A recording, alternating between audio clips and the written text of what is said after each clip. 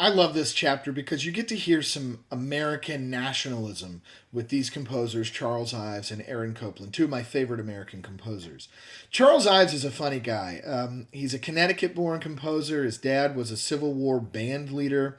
And Charles Ives grew up in New England, going to outdoor parades when the military bands would come in. And he'd sit in the middle of a big park, like under a pavilion. And he would hear bands going around in a circle around that big mall, that big park.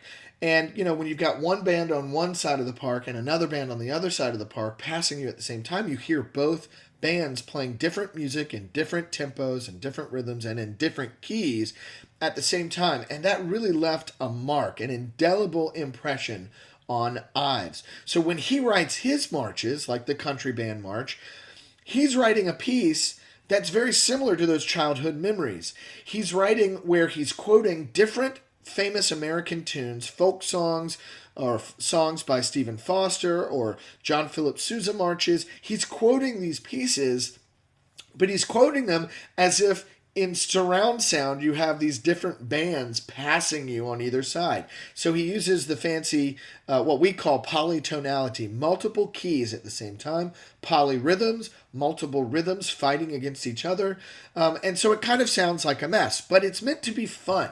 Now, the other thing that's funny about Charles Ives is that he realized that when he was writing his music, that American audiences weren't ready for what he was doing yet. So he figured there's no way I'm going to be able to make money off of my music while I'm still alive. So he had a real job, as your parents might say, a real job, a day job, and that day job was he was an insurance salesman, and he made very good money, and he composed in the evenings and on the weekends as a hobby. Now that hobby turned him into the grandfather of American music. He is unilaterally respected as the kind of Haydn, the Papa Haydn character of American concert music, classical music.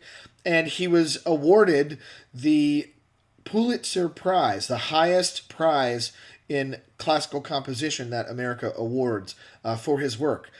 So he's a really important guy. The other guy from this chapter is Aaron Copland, who in this chapter you hear Appalachian Spring, where he quotes folk tunes, specifically the Shaker tune in this piece that you'll recognize. But that's kind of what he creates, this kind of American sound, or this sound of Americana. A lot of his music sounds like the Wild Wild West. Go check out on YouTube Rodeo. It's pronounced Rodeo because he wrote it when he was in France. But it's a ballet about people out in the Wild West. And he used folk tunes and fiddle tunes to create the music. And one of them is called a hoedown, and that hoedown has been used as the theme song for the USDA, the beef people, right? There was a commercial once that said, "Beef, it's what's for dinner," and the music they played during that commercial was Aaron Copland's hoedown from Rodeo. Now, what I find really interesting about Copland is here he is writing this music about, in this case, Appalachian Spring, the Deep South mountain communities, small religious Christian communities.